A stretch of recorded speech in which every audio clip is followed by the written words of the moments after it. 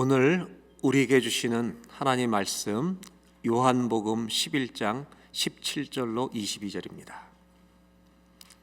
요한복음 11장 17절로 22절까지 말씀 제가 봉독해 드리겠습니다.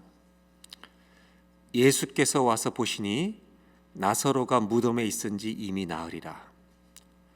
베다니는 예루살렘에서 가깝기가 한 오리쯤 되매 많은 유대인이 마르다와 마리아에게 그 오라비의 일로 위문하러 왔더니 마르다는 예수께서 오신다는 말을 듣고 곧 나가 맞이하되 마리아는 집에 앉았더라. 마르다가 예수께 여짜오되 주께서 여기 계셨더라면 내 오라버니가 죽지 아니하였겠나이다. 그러나 나는 이제라도 주께서 무엇이든지 하나님께 구하시는 것을 하나님이 주실 줄을 아나이다. 아멘. 복음이라고 하는 것의 영향력이 과연 어디까지 영향을 미칠 수 있는 것인가?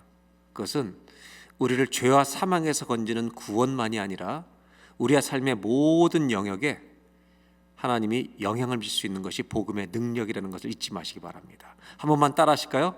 신앙은 주님의 영향을 받는 것입니다.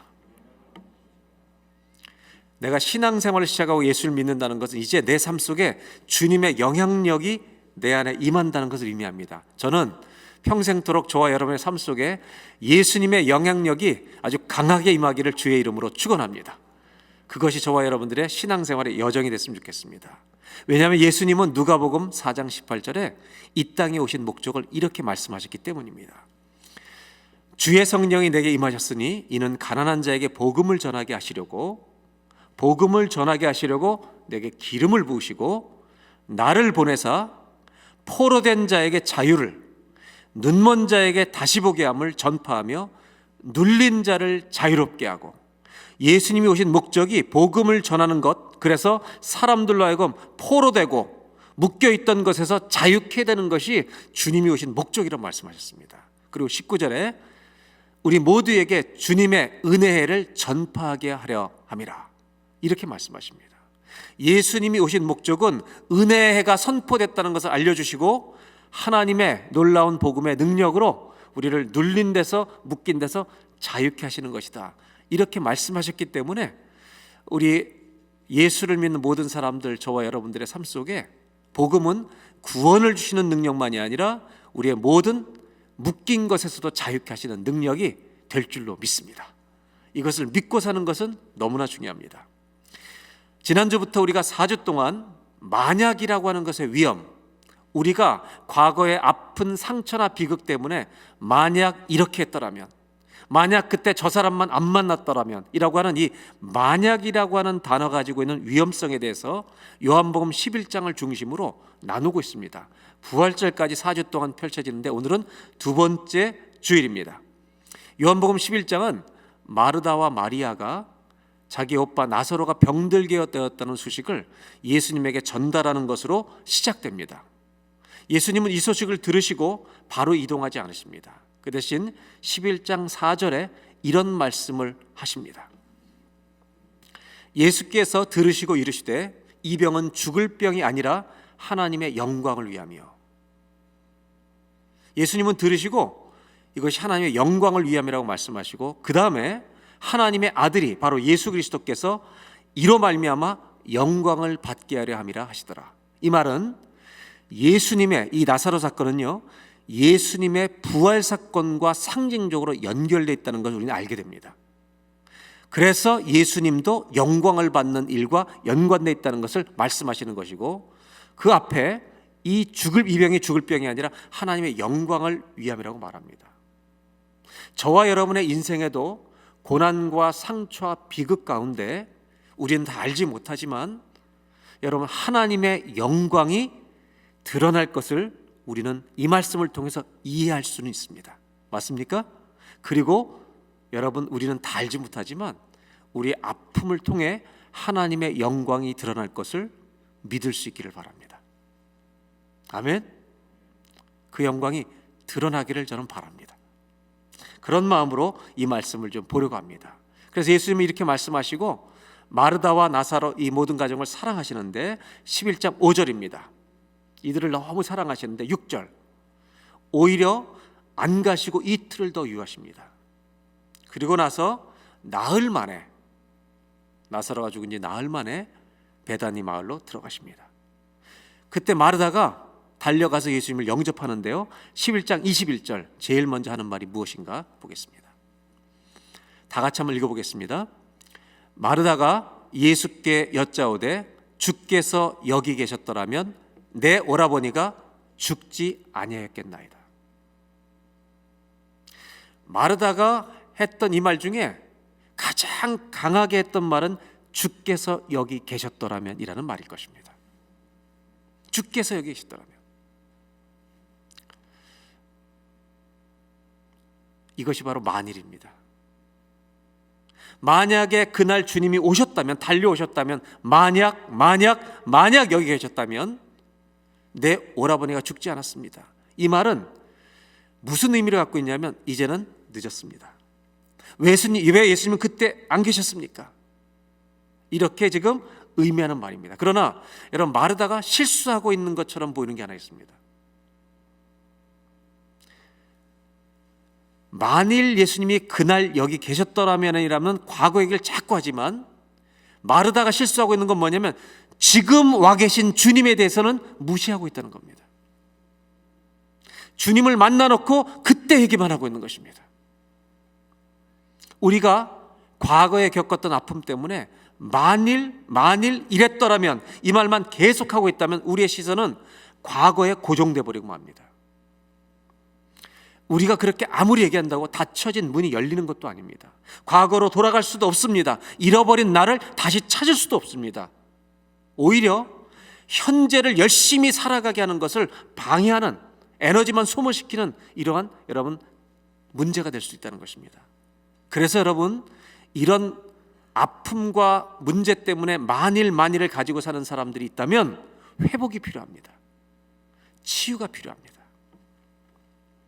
오늘 마르다는 예수님을 만나자마자 만일 주께서 여기 계셨더라면 이렇게 말하는데요, 그 다음에 이 말을 한 다음에 뜻밖의 말을 하게 됩니다.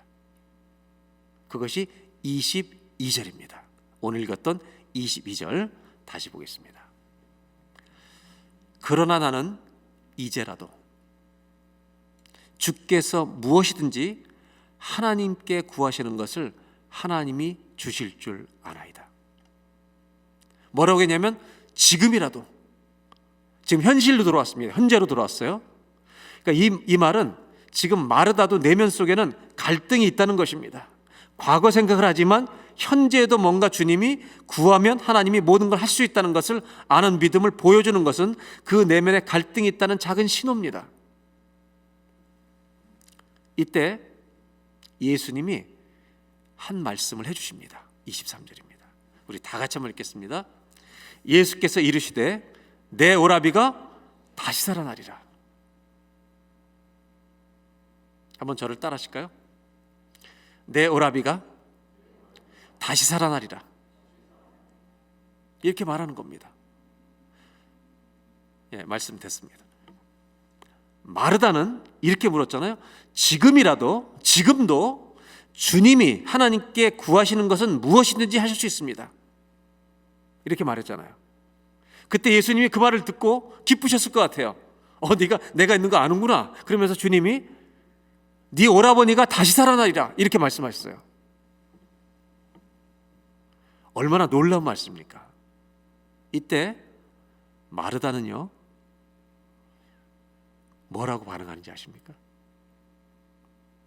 아멘이라고 반응하지 않고요, 24절로 대답합니다. 마르다가 이르되 그것은요 마지막 날 부활 때가 오면 먼 훗날 다시 살아날 줄은 저도 압니다. 이렇게 대답한다는 겁니다. 여러분, 여기 24절에 보이지 않는 또 하나의 만일이 존재합니다. 그 만약은 뭐냐면, 만약 주님 마지막 날이 오면 그때는 다 부활할 것입니다. 지금 마르다가 하는 얘기가 무엇입니까?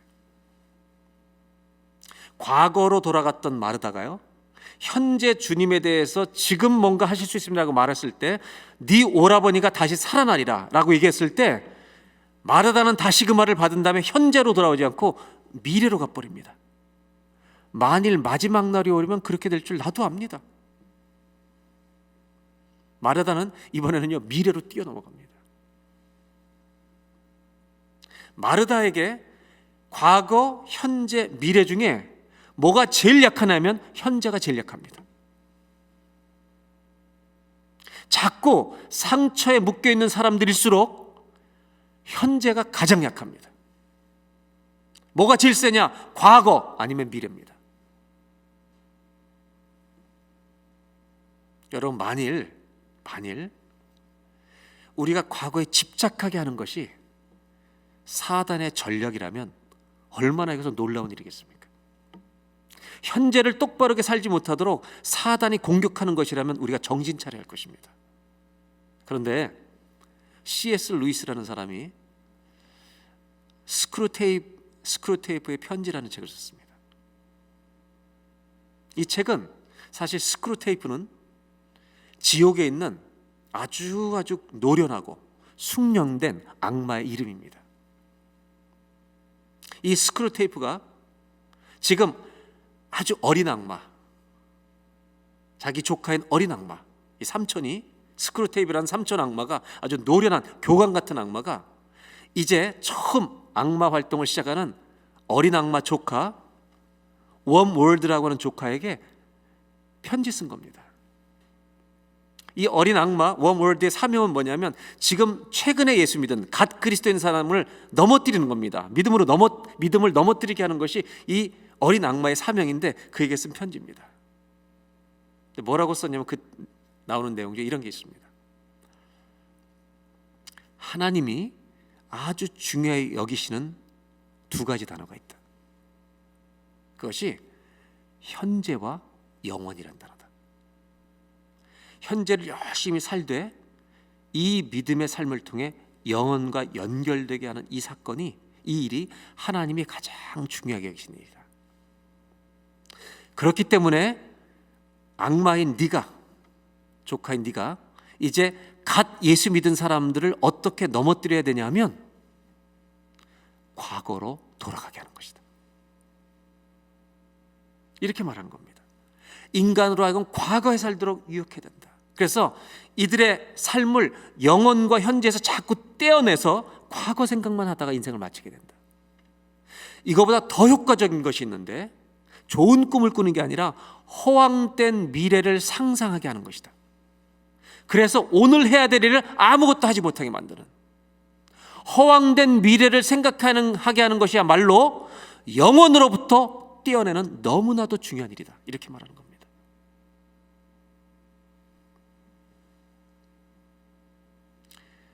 저와 여러분, 사단은 우리를 공격하고 있습니다.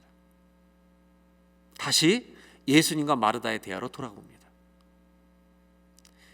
예수님이 마르다에게 지금이라도 하실 수 있습니다라고 했을 때 네 오라버니가 살아내리라 이렇게 예수님이 말씀하시는데 마르다가 뭐라 하냐면 만일 마지막 날이 오면 그렇게 될 건 다 압니다. 미래로 가버립니다. 그때 예수님이 결정적인 말씀을 하십니다. 이 말씀은 우리 모두가 너무나 잘 알고 많은 분들이 암송하고 있는 구절입니다. 마지막 날에 우리가 다 부활할 날에는 우리 오빠도 살아날 거 압니다. 미래에 대한 얘기를 했을 때 주님은 요한복음 11장 바로 그 다음 25절에 이렇게 말씀하십니다. 우리 다 같이 한번 읽겠습니다. 시작. 예수께서 이르시되 나는 부활이요 생명이니 나를 믿는 자는 죽어도 살겠고, 26절 무릇 살아서 나를 믿는 자는 영원히 죽지 아니하리니 이것을 내가 믿느냐. 제가 25절을 다시 읽어드리겠습니다. 말씀을 잘 보시기 바랍니다. 예수께서 이르시되 I am, 나는 부활이요 생명이라고 말합니다.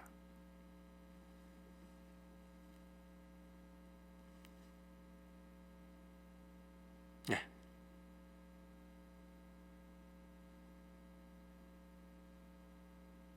예수님은 현재 시제로 말씀하십니다.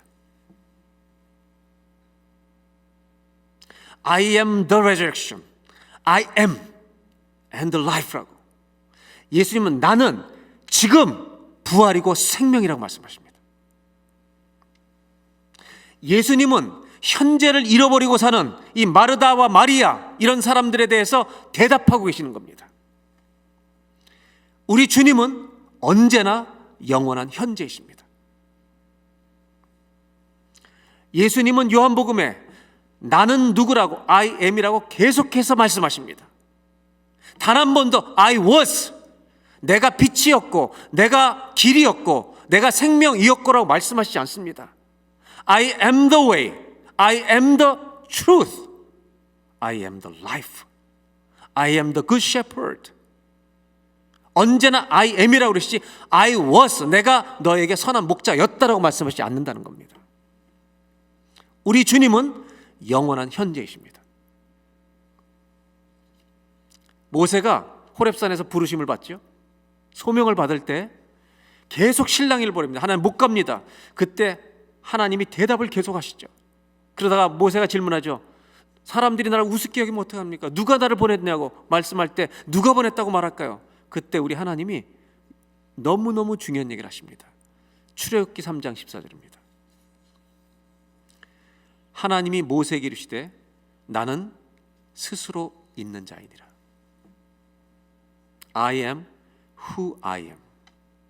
또 이르시되 이스라엘 자손에게 이같이 이르기를 스스로 있는 자가 나를 너에게 보내셨다라. 스스로 있는 자라고 말하는 이 표현을 여러분 성경에 I am이라고 영어로는요 대문자로 다 써놨습니다. 저와 여러분이 믿고 있는 우리 하나님은 영원히 어제나 오늘도 영원토록 언제나 현재이십니다.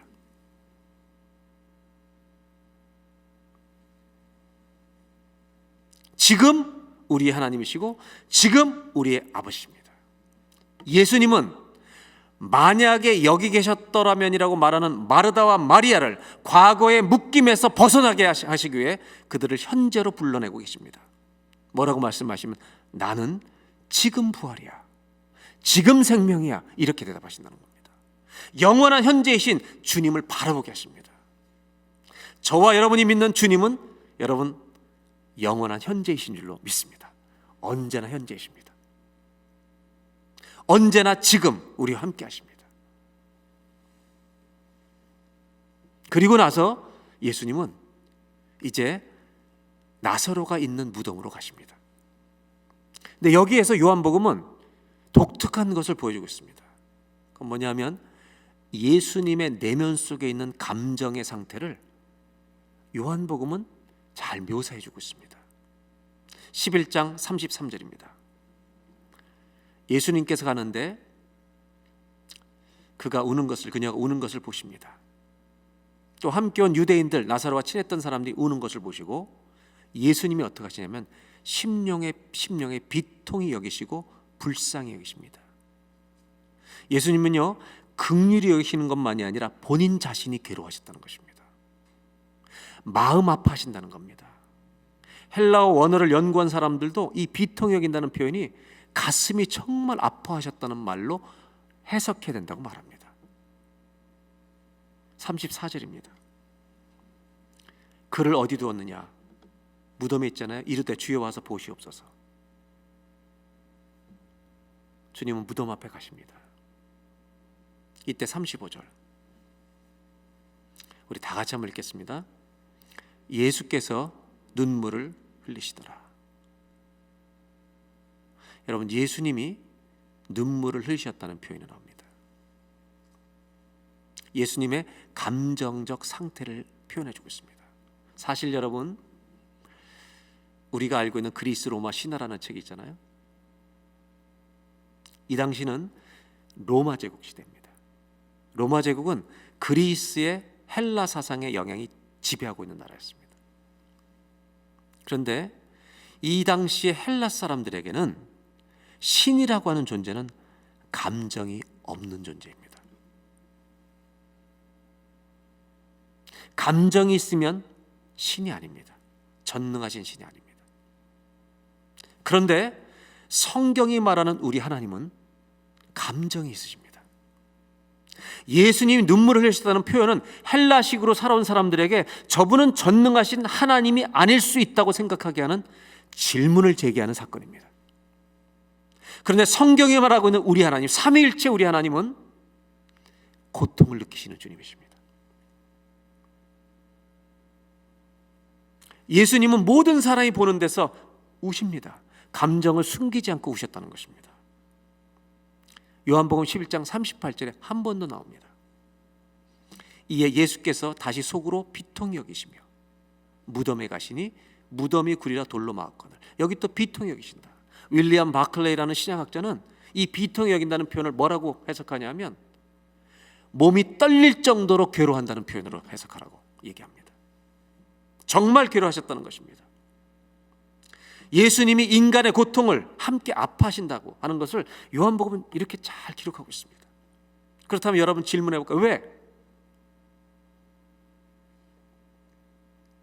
말씀 내리셔도 돼요.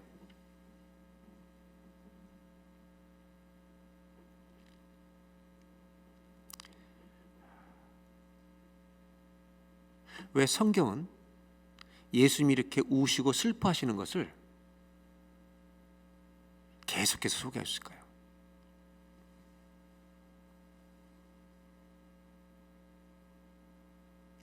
우리가 힘들고 어려워할 때 주님이 아파하신다는 것을 이해할 수 있겠느냐라고 하는 것입니다. 그것은 십자가랑도 연결됩니다. 우리가 영원히 고통당하는 그 괴로움에서 건져주시기 위해서 우리 주님은 십자가의 길을 가신 겁니다.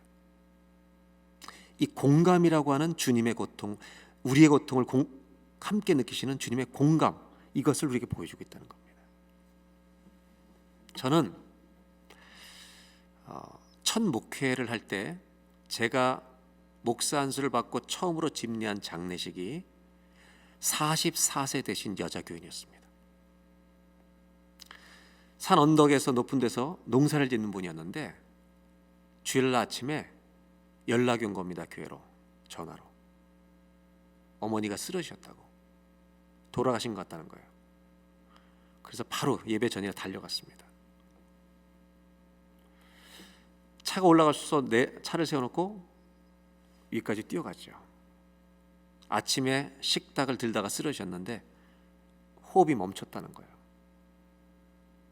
원주 시내까지 버스를 타고, 차가 없는 집이었으니까 농사 짓는 분들인데 자녀 둘이 있는데요. 교회 본고에 제가 싣고 아버지가 지게 싣고 내려와서 원주 그냥 기독병원으로 바로 달렸습니다. 911이면 더 늦으니까 우리 갔습니다. 한 20분 걸쳐서 갔죠. 그 병원에 내려드리고 바로 기다리고 있는데 의사분이 돌아가셨다고 얘기하는 거예요. 그러니까 어떤 생각이 드냐면 이렇게 평생 농사만 짓고 고생한 여자분이 이렇게 고통을 당해 돌아가신 게 너무 억울한 거예요. 이분이 도시에만 살았어도 할 거 아닌가, 이런 생각이 드는 거예요. 그래서 저는 첫 장례식을 그분을 하게 됐는데 굉장히 마음이 아팠어요. 왜냐하면 이분이 첫 세례교인이었습니다. 제가 목사가 되고 처음 세례를 베푼 교인이었습니다. 44세. 그리고 아이들은 둘이 있는데 교회 나온 지가 얼마 안 돼서 쭉 이제 신앙생활 같이 엄마랑 했는데 주일날 어린이 예배, 오후 예배가 있었어요. 옛날엔 다 있었잖아요. 주일날 아침 예배도 있고 어린이 예배가 있는데 소낙비가 너무 많이 내렸어요. 너무너무 소낙비가 많이 내려서 우리 주일학교 교사들이 오늘 예배 아무도 못 온다고, 못 드린다고 우리 집에 내려와 앉아 있을 때 걔네 둘만 버스 타고 비 쫄딱 맞고 왔어요. 이런 가정이라 제가 잊지 못, 그분 이름도 제가 잊지 못합니다. 그러니까 그런 분들을 볼 때 마음이 억울하더라고요. 함께 느끼는 거죠. 우리에게는요 공감이라는 게 있습니다. 제가 제 아내가 몸이 좀 약해졌을 때가 있는데 피 검사를 하게 됐어요. 자꾸 어지러워서. 제가 밖에 나가 있는 동안 피 검사를 하고 스페셜 닥터 결과를 보러 갔어요. 집사람이 갔는데 병원 검사를 받는데 전화가 온 거예요. 왜냐하면 그 수치가 너무 떨어져 지금 집으로 못 간대요. 그래서 바로 이머전시 차를 911을 불러갖고 집사람을 데리고 여기 써리 메모리얼 응급실로 간 거예요. 그래서 수혈을 받게 된다고 이제 와서 전화를 한 거예요. 제가 그 전화를 받고 점심에 샌드위치를 먹었는데요, 이 위가요 굳는 것 같아요. 그래서 병원에 왔죠. 왔더니 수혈을 받고 있는 거예요. 그리고 이제 좀 저기 같이 있다가 저녁 때 집으로 들어왔어요. 근데 신기한 거는요, 배가 계속 굳어 있어요.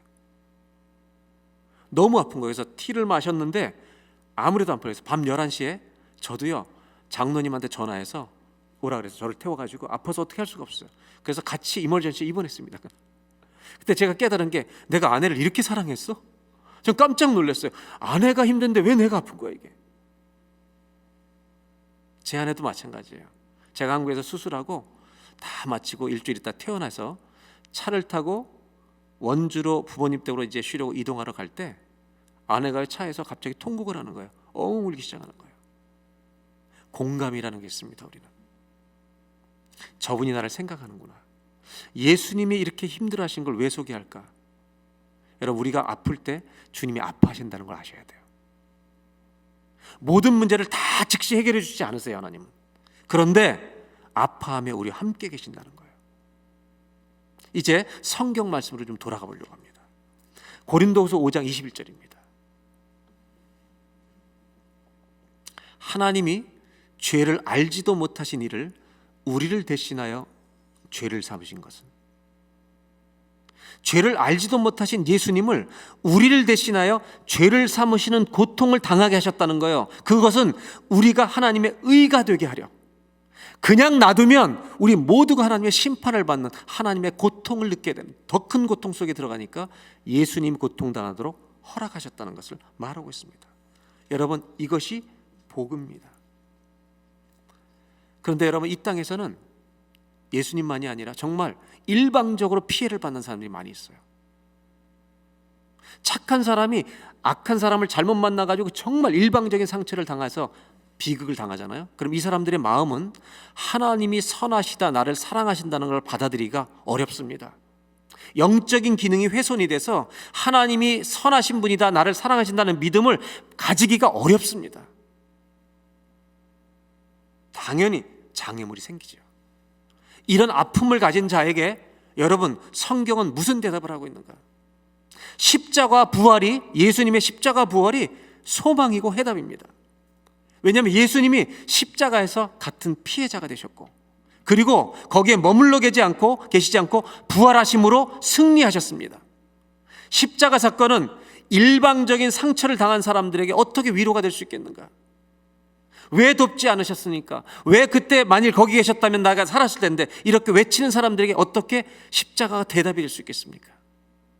성경을 좀 읽고 더 설명드리겠습니다. 로마서 8장 32절입니다. 자기 아들을 아끼지 아니하시고 우리 모든 사람을 위하여 내어주시니. 우리 하나님은 자기 아들을 아끼지 않고 우리 모든 사람을 살리기 위해 내어주셨다는 겁니다. 그 고통을, 아들이 십자가에서 고통당하는 고통을 그대로 당하셨다는 것입니다. 타락하고 복잡한 이 세상 속에서 살아가는 우리들에게 악한 사람들의 손에 걸리지 않도록 건져주지 않을 때가 있습니다. 예수님을 내어주신 것처럼 우리를 놔두실 때가 있다는 겁니다.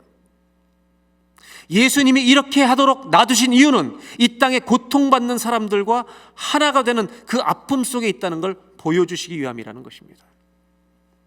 예수님은 슬퍼하셨습니다. 눈물을 흘리셨습니다.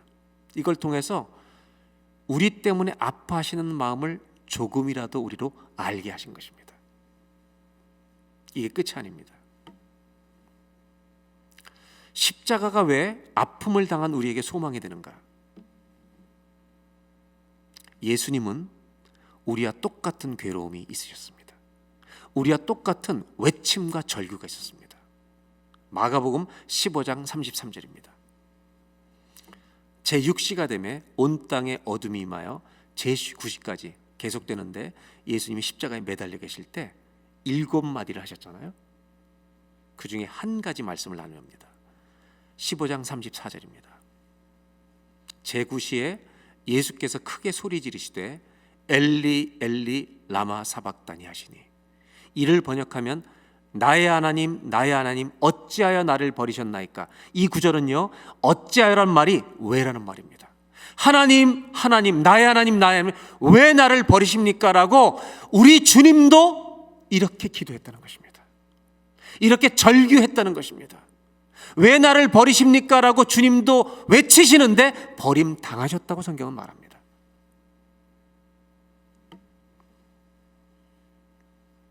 이것은 상처받은 우리가 가지고 있는 만약 왜라고 하는 질문을 가지고 있는 우리와 똑같은 질문입니다. 예수님의 이 기도, 이 외침, 이 절규는 이 세상에서 고통당하는 모든 사람들의 상처와 하나가 되게 하는 것입니다. 예수님도 그 자리에 계셨습니다. 만약을 외치는 사람들, 왜 나를 돕지 않으십니까? 라고 말하는 사람들, 그들과 똑같은 자리에 예수님도 계셨다는 것을 우리에게 알려줍니다. 이 십자가의 메시지는 무엇입니까? 우리 마음속을 흔들고 있는, 괴롭게 하고 있는 이 아픔과 상처를 주님이 알고 계시다는 것입니다. 어느 누구 한 사람도 그 주님의 사랑에서 벗어나 있지 않다는 것을 말씀하십니다. 주님의 이 절규는, 이 고통은 내가 너희를 안다라고 말씀하시는 겁니다. 영어에 이런 표현이 있죠. I have been there. 내가 거기 있었다라고 말씀하신다는 겁니다. 그런데 중요한 것은 우리 주님은요, 그 버림받고 심판당하시고 저주받는 그 마지막 자리까지 가서 죽임을 당하셨지만 아주 중요한 것은 거기에 머물러 계시지 않았다는 것입니다. 우리 예수님은 무덤에서 부활하셨습니다. 할렐루야. 할렐루야. 그 상처 아픔 속에 매몰되어 계시지 않고 그분은 부활하심으로 만유의 주, 전능의 주라는 것을 드러내셨습니다.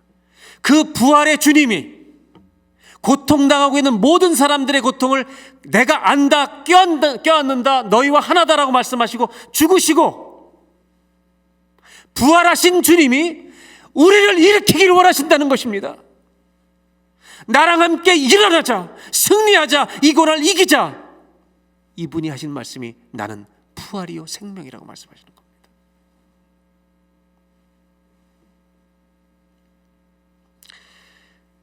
우리 부활하신 주님은 이 승리에 하나님의 자녀들이 참여하기를 원하십니다. 주님의 부활의 승리가 우리 것이 되기를 원하십니다. 십자가와 부활, 이 구원의 복음은 죄에서만 건지기 위한 것이 아니라 수많은 상처와 아픔 속에 눌려있고 묶여있고 포로된 자들을 자유케 하시기 위한 우리의 인생과 인격을 회복시키시는 그런 구원이라는 것을 믿고 부활에 동참하는 은혜가 있기를 주의 이름으로 기원합니다. 이 if라고 하는 만약의 위험이라는 이 설교가 부활절까지 하는데 저는 다음 주 종료주일 부활주일을요 회복을 기대하며 나아가는 부활주일을 맞이했으면 좋겠습니다. 예수님은 십자가 위에서 상처 입은 자들과 하나가 되셨습니다. 그리고 그 속에 머물지 않으시고 부활하심으로 우리를 승리하는 자리로 초대하십니다.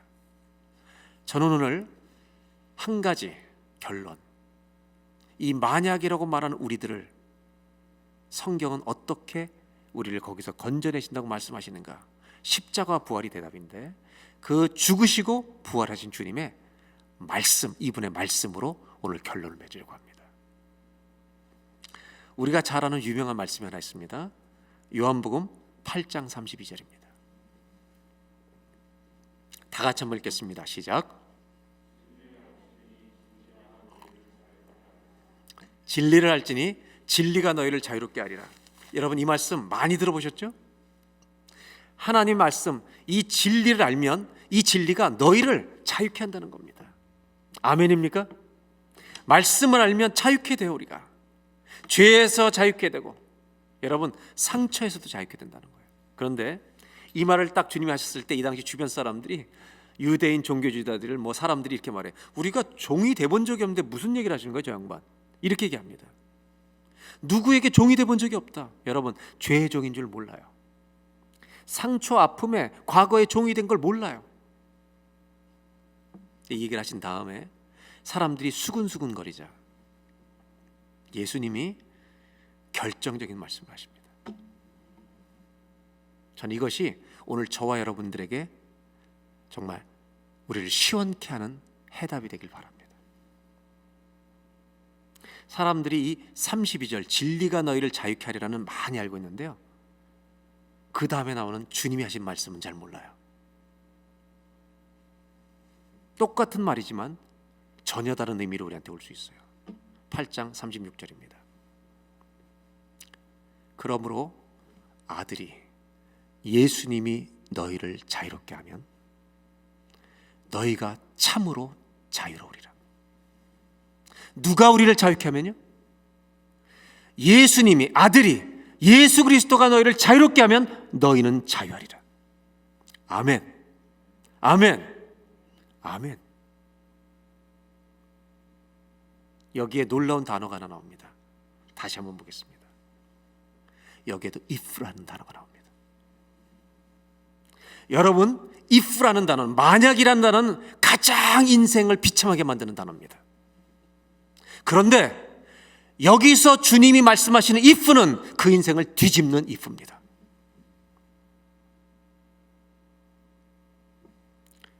만약이라는 위험의 결론, 이것이 무엇인지를 힌트처럼 보여주는 구절입니다. 우리가 가지고 있는 수많은 과거에 집착하는 if, 이것을 뒤집는 여러분 말씀이, 여러분 우리를 살리는 만약이 있습니다. 그것은 부활절에 더 나누겠습니다.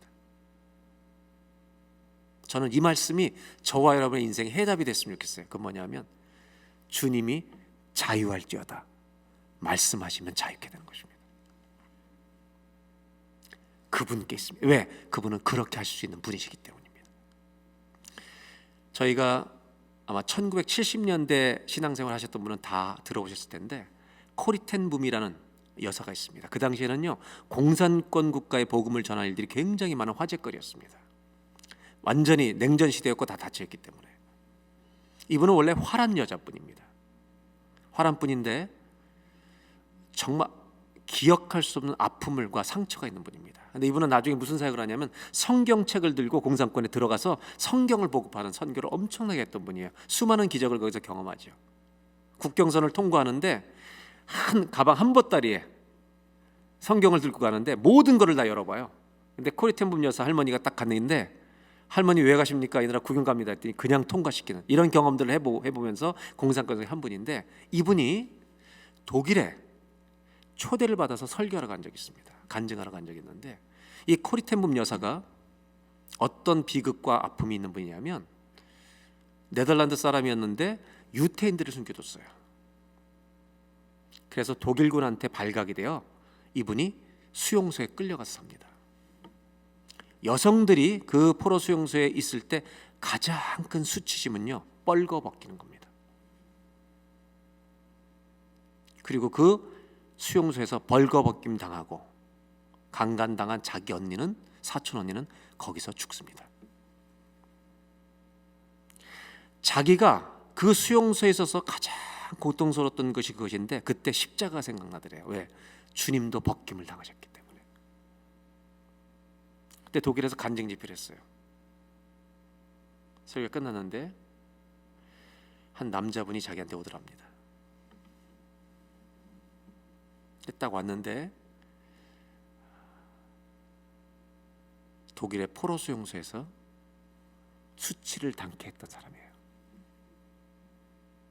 이 남자가 와서 자기를 용서해달라고 얘기하더랍니다. 그때 그 오래전의 추억으로 돌아가면서 온몸에 전율이 일어나더래요. 절대로 그 수치심 때문에 용서가 안 되더래요. 그때 코리 텐 붐 여사는 설교 간증을 했는데요, 용서가 안 되더래요.